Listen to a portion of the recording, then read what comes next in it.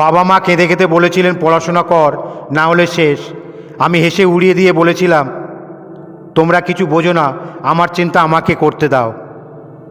আজ যদি শুনতাম বাবা মায়ের কথা তাহলে আমি অন্য কোথাও থাকতাম। কিন্তু একদিন এমন একটা ঘটনা ঘটল যা তার জীবনটাই বদলে দিল।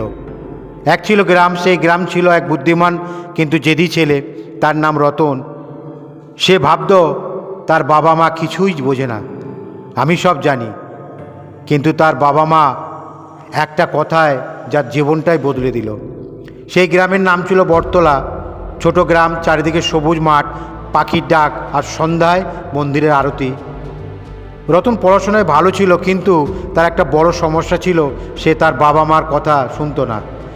মা বলতো, রতন রাতে বেশি মোবাইল ব্যবহার করিস না, চোখের ক্ষতি হবে। রতন উত্তর দিত, তুমি কিছু বোঝো না মা। বাবা বলতো, ভালো বন্ধুদের সঙ্গে কথাবার্তা বলবি, সবাই কিন্তু ভালো ছেলে নয়, তারা সারাদিন ঘুরে বেড়ায়, পড়াশুনো ঠিক মতন করে না, স্কুলে যায় না। রতন রেগে গিয়ে বলতো, আমার জীবন আমি জানি কি করব। দিন যেতে লাগলো, রতন পড়াশোনা ছেড়ে বন্ধুদের সাথে ঘুরতে শুরু করলো।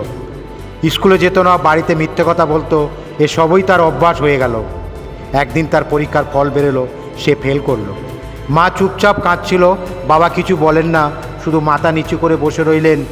সেদিন রাতে রতন প্রথমবার নিজের ঘরে একা বসে ভাবল, আমি কি সত্যিই ভুল করছি?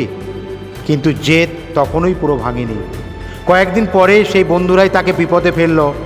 একটি ঝামেলা জড়িয়ে স্কুল থেকে রতনকে সাসপেন্ড করা হলো।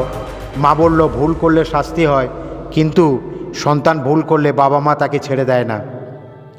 বাবা কাঁধে হাত রেখে বললেন, আমরা তোকে বকছি তোর ভালোর জন্য। সেই দিন রতন বুঝল, বাবা মা বকা মানে অপমান নয়, ওটাই আশীর্বাদ। সে নতুন করে পড়াশোনা শুরু করলো, ধীরে ধীরে ভালো ফল করতে লাগলো। কয়েক বছর পর সে বড় অফিসার হলো। একদিন মঞ্চে দাঁড়িয়ে সে বলল, আজ আমি যা হয়েছি বাবা মার কথা না শুনে নয়, তাদের কথা শুনেই হয়েছি। এর থেকে আমরা বুঝতে পারি, বাবা মা আমাদের শত্রু নয়, তাদের অভিজ্ঞতা আমাদের ভবিষ্যতের আলো। যে সন্তান বাবা মার কথা শোনে না, সে ভুল পথে যায়, আর যে শোনে সে জীবনে একদিন অবশ্যই যেতে।